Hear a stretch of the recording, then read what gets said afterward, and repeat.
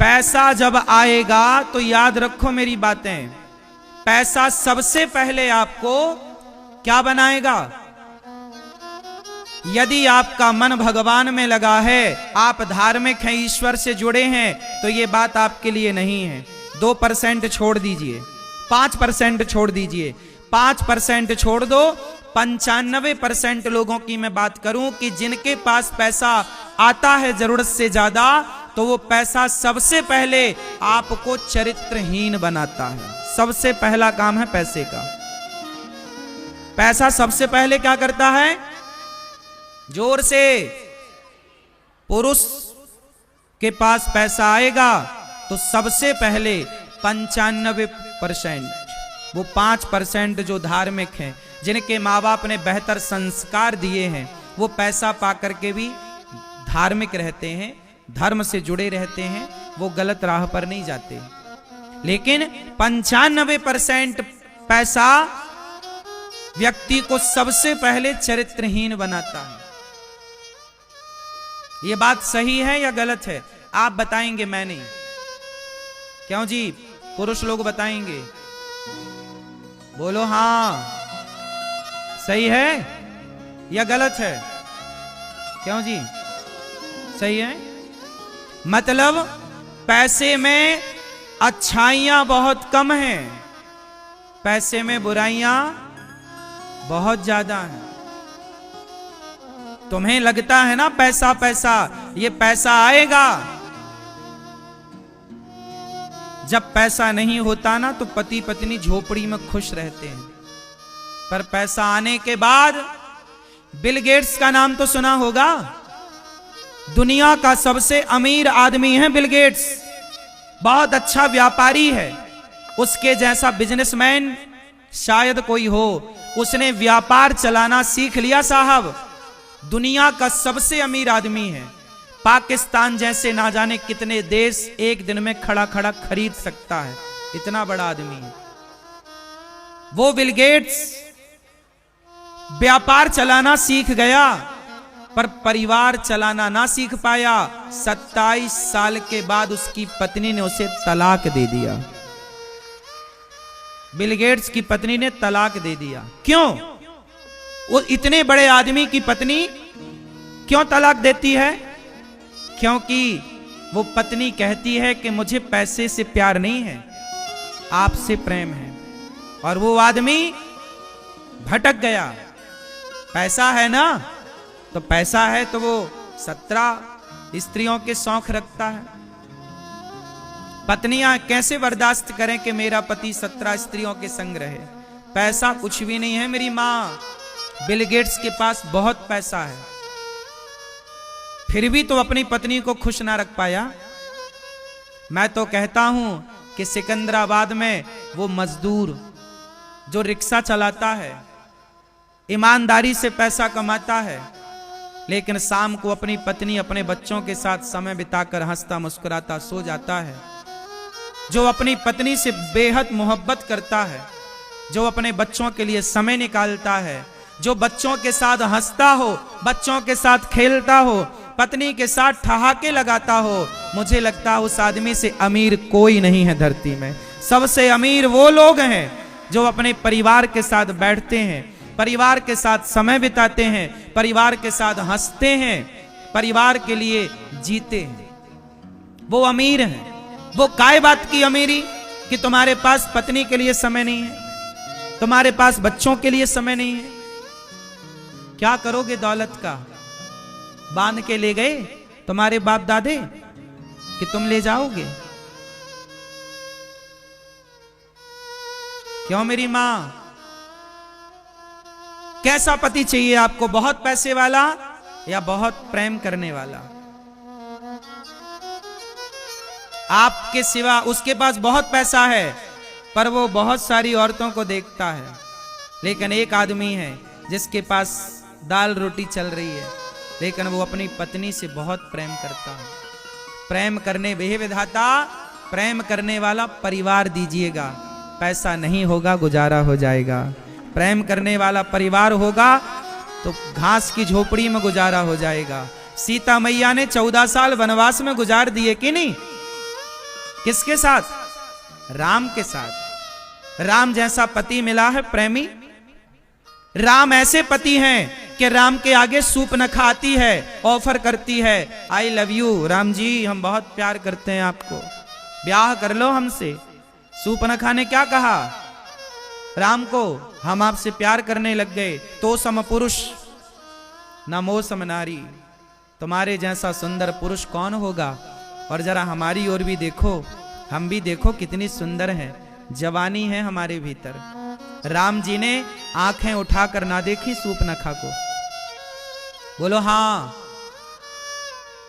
सीता मां की ओर देखकर राम जी ने सूपनखा से बात की। यह है राम। राम का चरित्र ऐसा है। धन्य है सीता माता, धन्य है सीता मां, जिन्हें ऐसा पति मिला है कि वो सीता मां के सिवा पराई औरत को देखते हैं तो माता के रूप में, बहन के रूप में, बेटी के रूप में। क्या तुम्हारे भाग्य में ऐसा पति है कि जो तुम्हारा पति पराई औरत को मां के रूप में, बहन के और बेटी के रूप में देखे? यदि तुम्हारा पति ऐसा है कि जो पराई औरत को मां के रूप में देखता है, बड़ी है मेरे से तो मां है, बराबर की है मेरी बहन है, छोटी है मेरी बेटी है, इस मानसिकता का पति तुम्हारा है तो तुम इस धरती की सबसे अमीर महिला हो, क्योंकि तुम्हें ऐसा पति मिला है। पैसे से क्या होता है मेरी मां? पैसा तो वैश्याएं भी कमाती हैं। बोलो हाँ। और आज का आदमी पैसा कमाने के लिए वैश्या बनने को तैयार है। धिक्कार है ऐसे पैसे को। काहे ऐसा पैसा कमाना? रावण के पास ज्यादा पैसा था कि राम के पास? जोर से, किसके पास ज्यादा पैसा था? बोलो। रावण के पास ज्यादा पैसा था, लेकिन रावण के पास चरित्र नहीं था।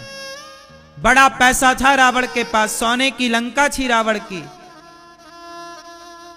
लेकिन उस पैसे वाले रावण के पुतले जलाए जाते हैं। और पैसे नहीं थे राम के पास। घास की झोपड़ी थी राम के पास 14 साल, लेकिन वो घास की झोपड़ी में रहने वाले राम के मंदिर बनाए जाते हैं। क्यों? चरित्रवान है ना राम। इसलिए हाथ जोड़ूं साहब, पत्नियों को धोखा ना देना। तुम पराई औरत से प्रेम करने लग गए, तुम अपनी पत्नी को धोखा दे रहे हो। और ये विश्वासघात ईश्वर कभी माफ ना करेंगे।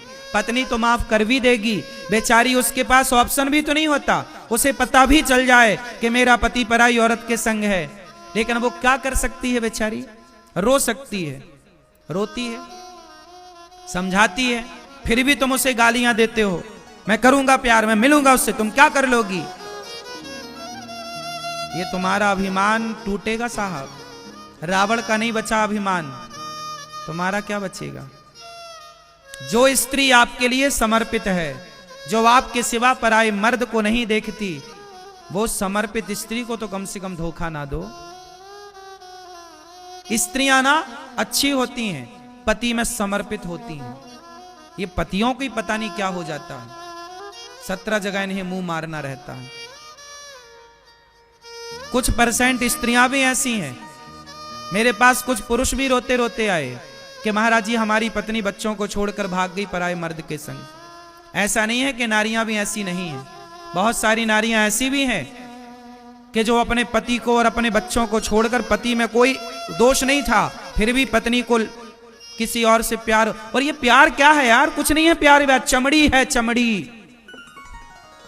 कोई प्यार व्यार नहीं है। तुम्हें भूख चमड़ी की है। प्यार तो तुम्हारी पत्नी करती है तुमसे, लेकिन तुम्हें भूख किसकी चढ़ गई? चमड़ी की। उसकी चमड़ी तुम्हें गोरी लग गई, अच्छी लग गई, उसकी चमड़ी तुम पाने चले गए। और ये हवस क्या है? चमड़ी की भूख तो मिटाते हो ना। एक भूख होती है पेट की, जो दाल रोटी से मिटती है। एक भूख होती है पेट की, जो दाल रोटी से मिटती है। और एक भूख होती है चमड़ी की। हाँ या ना? तो मुझे बताओ कि जो महिला पराये मर्द के संग भाग गई, इसे काहे की भूख थी? बोलो। और ये जो आदमी पराई औरत को देख रहा है, इसे काहे की भूख है? अपनी चमड़ी को थोड़ा कंट्रोल कर लो साहब, ये तुम्हारी चमड़ी तुम्हारा नाश ना कर दे। इतना भी मन को अनकंट्रोल ना करो, अपने मन पे थोड़ा तो लगाम लगाओ। कुत्तों की तरह, गधों की तरह ना भागो। इंसान बनाया है विधाता ने, इंसान बनो, अपने मन को कंट्रोल करो। ए भाई, देखना इंद्रियों के ना घोड़े बढ़े, इनमें संयम के हरदम ये कोड़े पड़े। अपने रथ को सुमार्ग लगाते चलो, मन से गोविंद गोपाल गाते चलो। मन को कंट्रोल। कैसा मन तुम्हारा 17 जगह भागता है? अरे कंट्रोल करो। कौन कंट्रोल करेगा? तुम ही करोगे ना।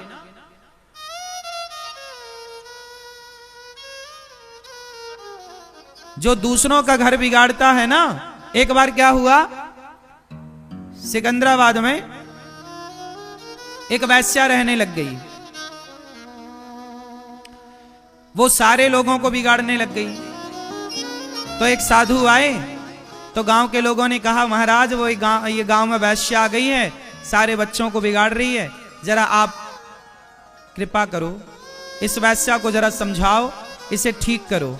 तो साधु जी ने उस वैश्या के घर के आगे घास की कुटिया बनाई और रहने लग गए। वैश्या का घर और साधु का घर, दोनों का घर साथ साथ। साधु सवेरे 4 बजे जागे, सीताराम सीताराम सीताराम सीताराम। अब जो वैश्या के ग्राहक थे, क्लाइंट, अब वो धीरे धीरे साधु की कुटिया में जाने लग गए और वो भी कीर्तन करने लगे, श्रीमन नारायण श्रीमन कीर्तन भजन सत्संग में उनको अच्छा लगने लगा। धीरे धीरे धीरे धीरे क्या हुआ कि वैश्या का वैश्यालय अब धीरे धीरे डाउन होने लगा और साधु की कुटिया में भीड़ बढ़ने लगी, संतों के पास लोग जाने लगे। तो उस वैश्या ने अपने यार से कहा, बंद हो गई। उस वैश्या ने अपने यार से कहा, जाओ बाबा की कुटिया में आग लगा दो। बाबा की कुटिया में आग लग जाएगी तो बाबा भाग जाएगा। वैश्या के यार गए और बाबा की कुटिया में आग लगा दी। बाबा की कुटिया धू धू करके जलने लगी, आग की लपटें ऊपर आकाश की ओर बढ़ने लगी। तभी भगवान का न्याय देखिए। हवा चली और हवा चली तो आग उड़ उड़ करके उस वैश्या के घर में जाने लग गई। और वैश्या का घर भी तो लकड़ी का था, उसका घर भी जलने लगा। वैश्या दौड़ी दौड़ी आई, बाबा जी आपने मेरा घर जला दिया। महात्मा ने कहा, बेटी मैंने तेरा घर नहीं जलाया, तेरे यार ने मेरा घर जलाया, तो मेरे यार ने भी तेरा घर जला दिया है साहब, बराबर। सोच लो कि जब आप किसी का घर बिगाड़ते हो, जब आप किसी के घर में आग लगाते हो, तो आपके घर में भी बोलो आग लगती है कि नहीं? बुरा करने वाले का देर से ही सही, पर जो बोया है काटना तो वही पड़ेगा। इसलिए कहता हूं, भगवान से प्रार्थना करो, विधाता हमसे कभी कुछ बुरा ना हो। बोलो हे नाथ, हे नाथ, हमारा मन सदा आपके चरणों में लगा रहे। हे नाथ, हमारा मन कभी भी पराई स्त्री की ओर, पराये पुरुष की ओर, पराई संपत्ति की ओर,